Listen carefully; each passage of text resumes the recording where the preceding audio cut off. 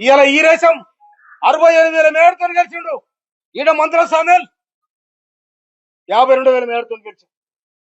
మీకు చేసి ఆపలేమే, మీ చెంతకు రాలే. మమ్మల్ని ఎందుకు హీనంగా మాట్లాడుతా ఉన్నా? మీ నియోజకవర్గాలు చూసుకోరి, మీ నియోజకవర్గం మీ చక్కదనం చూడండి. ఏమనుకుంటున్నారో మీరు? మా నియోజకవర్గాల కోసం కానీ నేను 24 గంటలు జనం మధ్యలో ఉంటున్నా. నేను 24 గంటలు జన సమస్యలు పరిష్కరించిన నేను. అన్ని కులాలను కలుపుకోబోయాను నేను, అన్ని వర్గాలను కలుపుకోబోయాను నేను స్వయానం కౌలు రైతు. నేను నాకు ఇంత భూమి ఉన్నా కూడా నేను వ్యవసాయం చేసుకొని నా పక్కన ఉన్న రెడ్డిలతో వ్యవసాయం చేసుకొని బతుకుతాను నేను.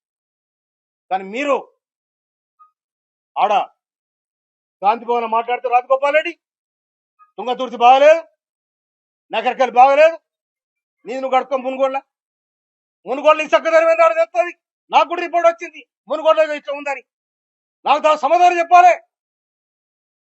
నల్లగొండలో మీరు రాజ్యం అనుకుంటారా? మీరు నల్లగొండ జిల్లా అంటే ఇది శ్రమజీవుల జిల్లా. పొడుగు బలహీన వర్గాలు ఉద్యమాలు చేసిన తుంగతుర్తి పోరాటాల గడ్డ. ఈ పోరాటాల గడ్డలో తెలంగాణ పోరుబిడ్డ మంత్రుల సామాన్ ఉంటాడు. ఖబర్దార్, మాకు గాని బడుగు బలహీన వర్గాలకు కానీ బక్క దిక్కిన అగ్రకులాలు కానీ మీరు చిన్న చూపు చూస్తే దానికి సమాధానం చెప్తానని హెచ్చరిస్తున్నాను. మరి మందుల సామేల్ గారు ఏది ఆలోచించి మాట్లాడుతుర్రో, నాకు టికెట్ ఇప్పియమని చెప్పి మా ఇంటికి ఒక 100 సార్లు వచ్చిండు. మన తుంగతుర్తితో సంబంధం లేకపోతే మా ఇంటికి వచ్చి టికెట్ ఇప్పియమని ఎందుకు అడిగిండో నాకు అర్థం కాలే.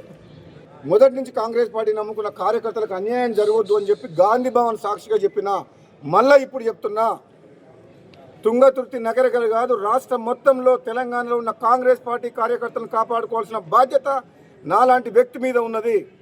తెలంగాణ ఉద్యమంలో రాజీ లేని పోరాటం చేసిన మేము మళ్ళా నిజమైన కాంగ్రెస్ పార్టీ కార్యకర్తలను కాపాడుకుంటూ ఎంత దూరమైన పోతాము.